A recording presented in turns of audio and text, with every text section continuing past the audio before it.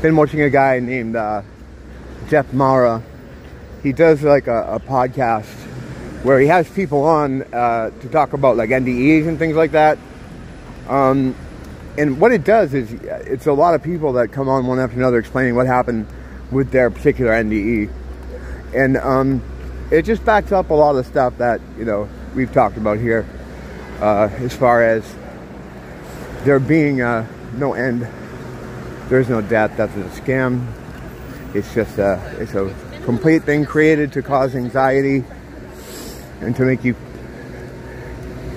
feel under pressure, and therefore it lowers your vibrational frequency, and you're much easier for the farmers to digest your energy and control you, and that's all it is. We're only here for a very short amount of time. This is one, well, originally it was supposed to be that way. I believe, in my opinion, things have changed a bit. In a lot of cases, we've been stuck here because while it still has, while it's still a school, technically, the faculty has turned it into something a bit more challenging, and we don't move through the way we used to. In fact, we can get stuck here and end up here for a very long time, which I think we have, and that leads us to our current predicament. But yeah, you, as you know, I always say, are not your body. You have nothing to do with it. You have nothing to do with anything physical. I was just watching this, or reading this article about this doctor that was talking about how, you know, how we are our brain. You are not your brain. You have nothing. Your brain runs the mechanics of the suit. The suit being this, the body you're in. Had nothing to do with you. You have nothing to do with anything physical. And the brain is something physical. You have nothing to do with it. Everything you, that makes you what you are, like your point of view on things, personality traits, even personal tastes, those all belong to you. You being the 5D energy being that's inside you, or it's not so much it's even inside these bodies. It's more like, in my opinion, what I think it is, it's more like a broadcast, because we're talking about vibration, radio waves here. I mean, it's all frequency. So what I believe is happening is you're broadcasting to these bodies from a point of origin, which I believe is still in the 5th dimension. That's your home dimension. That's where you're from. Some people say the 5th and 6th, depending. These are pretty trippy, huh? But yeah, it's not. You're not the body. I mean, you're attached to it. The energy that you really are is attached to this suit through the central nervous system. That's why you feel things if you get hurt. You know, it sends an electrical impulse from whatever you hit, like your arm or your leg, or the nerve endings will then send a message to the brain, which then sends a message back to the nerve endings, which causes pain as a consequence of you hurting yourself, or to make you, or if you get a massage, whatever it is, whatever the feeling is on your body, the information goes to your brain, then goes back to make that feeling on your body, and that's through the nervous system. So that's kind of the only way you're attached to it. So if you were to be divorced from this, you'd very much still be you. You know, I remember giving one example, like if you were just walking down the street and a giant something or other, a piece of a building fell off and crushed you. The very next moment, you would still be having the same thought process, and you'd probably be look over at your body, what the fuck? Oh, good thing I got out of the way of that thing. Not knowing that your body was destroyed, you know. You're gonna walk it off, trust me, you'll be fine. People have this idea, and they want you to have this idea that when you die, when your body dies, which is what it is really, when your body stops functioning or being able to function, it's the end.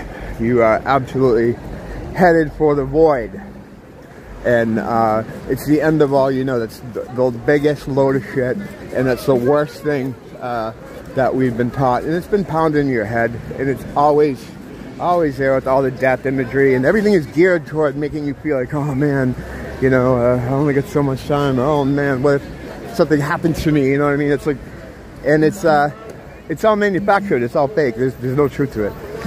This thing where we are now, comparative to how long lived we are, it's not even a thing of being long lived. We're just always there. We've always existed, always will exist.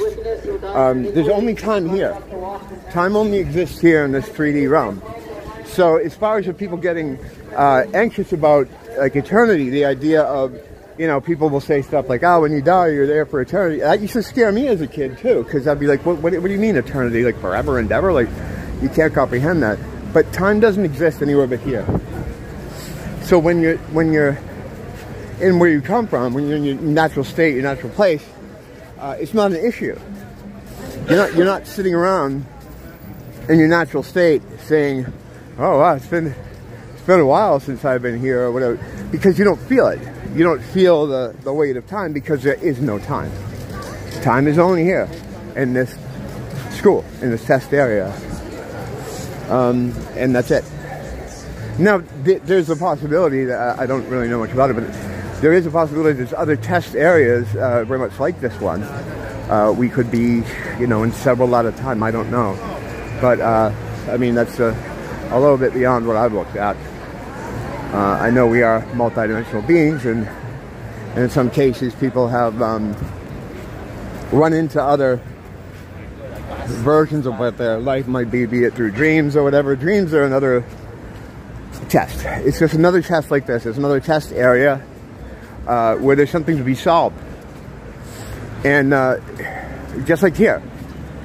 And sometimes in dreams we'll go to places that are fully detailed and feel completely real. Because you're there. Just like here. This place feels completely real because you're here right now. But it's not real. It's just as real as those dream worlds you're in. My wife saw her cousin who had deceased a few years ago, and she dreams about her sometimes. And what I was trying to convey to her is that she's not dead. That person that you're seeing, when you see her in your dreams, and I don't try to upset her, of course. I never lay this stuff on her to try to twist her melon, you know. I just try to, you know, give her some things to think about. And she exists independently of you. You are not creating her in your mind. This fallacy that our brains, when we go to sleep, create this movie for us to watch, because these are places that you go. Whether you want to think of them as different dimensions, I think it's more like a frequency thing. And that's why a lot of times you'll return to the same, you'll return to the same place, you know? The Christmas tree, I don't think I've ever gotten it yet, but here we are. So, I mean, many times I'll go to a place where I know I've been, but I didn't invent it in my mind. For instance, I was having these dreams about, and I still do, about returning to one of my old houses. I'll just be quiet here for a minute, see what they're doing. Another favorite and very traditional song, and taught to many for the dancers. The title, translates to me those dainty cheeks that were sprayed by the mist of the ocean. Now I think we're just seeing more people here than the thing. With the lessons. If I had a good spot, I'd stay there and watch a little bit of that. But so yeah, these I was going back to this old house I lived in, and I kept returning to it in dreams. And I remember at one point I went to it, and there was some construction going on with it.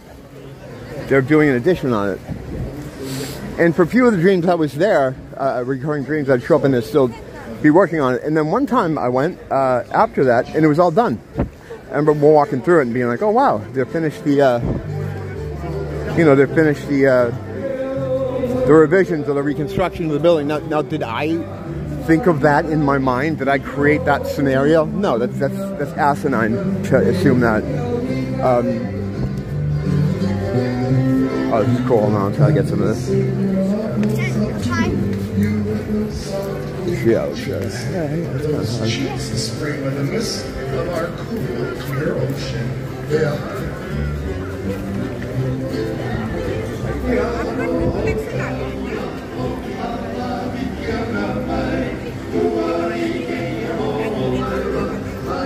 I like this little area over here. I usually come through here at night. You probably see when I walk through here. I walk through here a lot. Why do you wait, they say, as I call and beckon to you, for you look ever so fresh as those flowers I have just picked.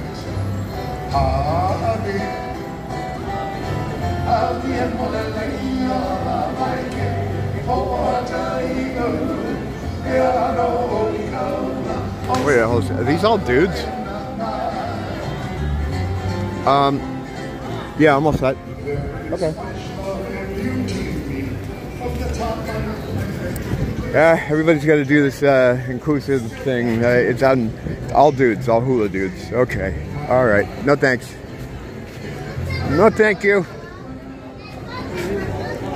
I'm all for the traditional thing that we, I thought, you know, usually in history, it's, you know, there's at least a hula girl there if you want to try to be inclusive, but a bunch of dudes, a bunch of oily dudes. No, I reject that. It's just not my thing. If that's your thing, cool, awesome. But, you know, it's just, it's not my thing. Sorry about that. Sorry to disturb me. God, my long COVID is killing me. Sorry to disturb anyone with that. This thing's almost gone though. I've had this, whatever that is. I've had that for a while now. It breaks my, it breaks my thing of being able to say that I haven't been sick. There we go. Back again. Yeah, all throughout COVID 2020, 2021, I didn't even get a head cold. With millions of people coming through here. Never got a test, never got the thing. Obviously, I'm not doing that shit. And I didn't wear masks that often, only when I went to stores that required it. And a lot of stores did, you know, everywhere. You couldn't go anywhere without one. They were very, and I'll never forget all the fags that fucking gave me shit about it. Men. I shouldn't have talked about this. See, now I feel like I'm getting down on gay people. I don't mind gay people. I mean fags in the M&M East Coast way. Remember that when he's trying to explain? No, I don't mean gay people when I mean fags. I just mean like shitty person. And then he came out and sang with Elton John and everything was fine. But yeah, they just, I remember the beta males at GameStop making a big deal about where I was wearing my mask. Could you please just, you know, cover your nose completely? No. And this guy's in front of me and my blood is boiling. And I'm like, all right, if I kill this guy, I'm definitely going to jail. And then I'm going to end up with dudes like that we were just watching dancing over there trying to fuck me. So I kept my composure, but man, it was hard. You know, I get this kid raised by a single mom, doesn't understand anything, fucking trying to tell me to fucking put the mask correctly on my neck. You know, you have to do it. The kid was made of fucking soy milk. I really hate those GameStop motherfuckers. If you work at GameStop, fuck you.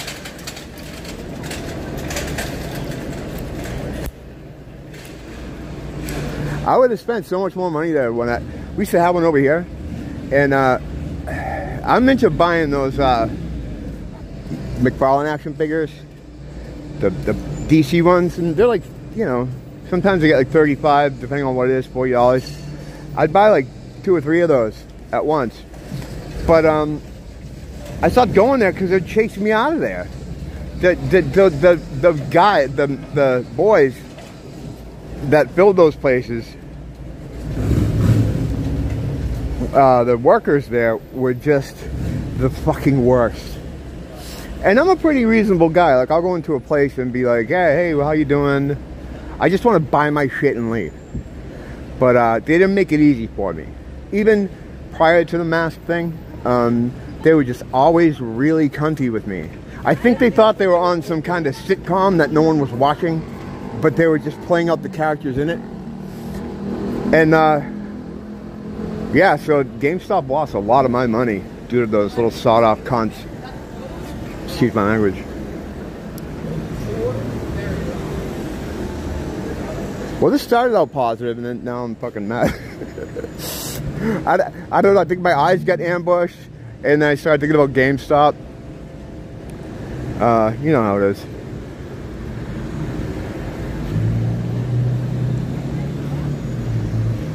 Quite a few mood swings.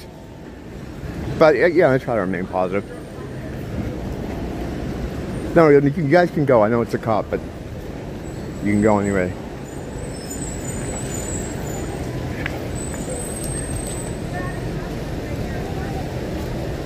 Yeah, the worst thing you can do with cops is freeze up.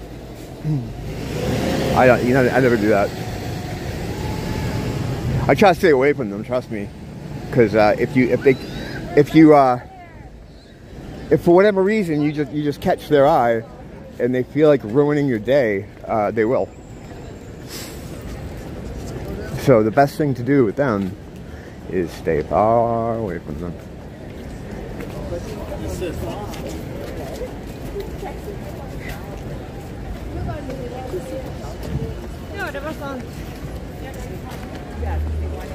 Now the lights will be up here probably for another week. We'll have everything lit up. Back over to the wrap-up perch here. This tends to be a good place to wrap these things up. So yeah, just to reiterate, death is not real. There are no hula girls anymore. There's hula men, which is, you know, whatever. I mean, that's fine if you like that. And then the staff at GameStop are a bunch of fairies.